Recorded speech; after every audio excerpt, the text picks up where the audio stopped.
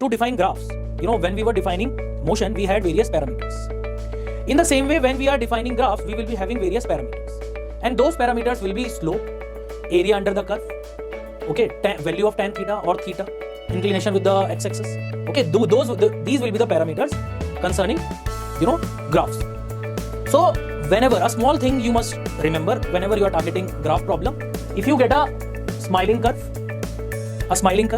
then the parameters that are defining your graph will be increasing. And if you get a sad curve, then the parameters that are defining your graph will be decreasing. This we can see with the help of one example. Here we are considering a position time graph, and this position time graph is like this. This position time graph is like this. This position time graph is a part of smiling curve. And you can clearly see here that if I talk about this point and if I talk about this point. So this is theta 1 and this is theta 2. So the parameter defining graph here is angle. So here I can see, as it is a smiling curve, theta 2 is greater than theta 1, which means that tan theta 2 will be greater than tan theta 1, which means that m2 will be greater than m1, which means that slope of xt curve here is increasing, and I know that xt curve, the slope of xt curve is velocity. The slope of xt curve is velocity. So velocity is increasing. Are you getting my point or not? This here velocity is increasing as the slope of xt curve is increasing. In the same way, if I have a scenario where I have position time graph has to be like this. I have position time graph has to be like this. Correct. And now here I can see that this is a part of a sad curve, so my parameters would be decreasing. My parameters would be decreasing. So if I take this as point number 1, this as point number 2, and draw angles here. So this is theta 1, this is theta 2. Okay, this is theta 1, this is theta 2. So between point 1 and 2, theta 1 is, you can clearly see that theta 1 is greater than theta 2, which means theta is decreasing. This means tan theta will be decreasing. And slope, tan theta means slope. So velocity here will be decreasing. Velocity here will be decreasing with respect to time. So this basic idea you must have. Whenever you have this basic idea you must have. In the same way, if you were having a VT curve, for instance. If you were having a VT curve.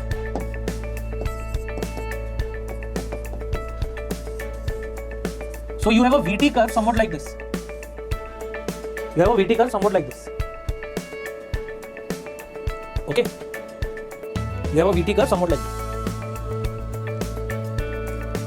What can you say about this VT curve? It is a part of a sad curve. Definitely. So definitely here, theta will be decreasing. Tan theta will be decreasing. Tan theta will be decreasing. And what else? The slope of VT curve will be decreasing, which means acceleration here will be decreasing. Acceleration will be decreasing. I'm not saying it is retardation. Acceleration will be decreasing. Okay. So these things you must remember. Now one more thing is, when we are talking about graphs, then slope is a parameter that governs graph. There is one more parameter that governs graph, which is area under the curve. So if we talk about velocity time graph, then the area under the curve of velocity time graph. What you can do here is, अगर आपको किसी भी graph का के area के बारे में बात करनी है, तो जो भी पैरामीटर्स उस ग्राफ को डिफाइन कर रहे हैं उनको आप मल्टीप्लाई कर देख लिया। v into t करेंगे अगर वेलोसिटी इनटू टाइम, सो ये डिस्प्लेसमेंट देगा। v into t is displacement, correct? So area under velocity time graph gives us displacement.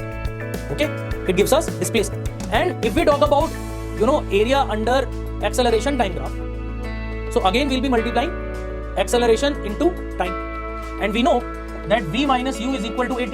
So यहाँ पर आप देख सकते हैं a into t is equal to v minus u. So this means that area under acceleration time graph gives us the change in velocity. तो और जब मैं ग्राफ के बारे में बात कर रहा था, तब मैंने आपको बताया था that इक्वेशन ऑफ मोशन से ही हम ग्राफ के बारे में बात करते हैं, और ग्राफ के थ्रू ही हम इक्वेशन ऑफ मोशन के बारे में बात करते हैं. Okay, and this I have shown you here as well, that a into t acceleration into time gives us change in velocity.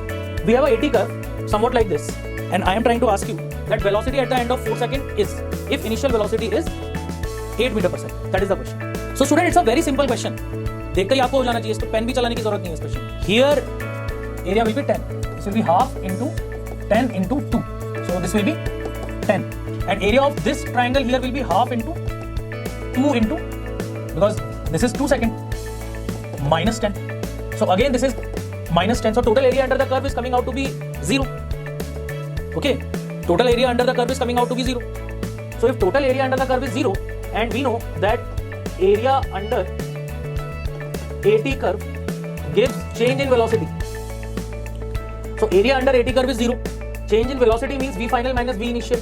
So V final here will be equal to V initial, which is equal to 8 meter per second only.